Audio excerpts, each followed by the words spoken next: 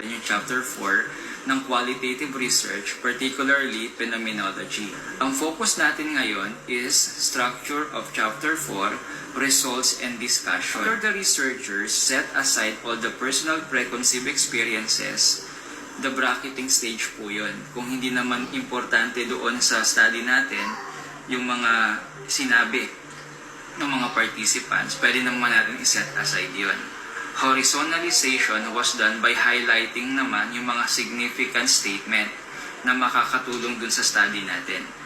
This chapter presents how the researchers completed the process of bracketing, horizontalization, theme clustering, textual, and structural description, writing the overall essence. Na-discuss ko po yun sa chapter 3, yung textural, yung mga verbatim na sinabi nila, structural naman, yung mga how question, na more on the ideas, thoughts, na kahit hindi nakasulat, by written o sinabi nila verbally, mararamdaman yon ng tao at ng researchers.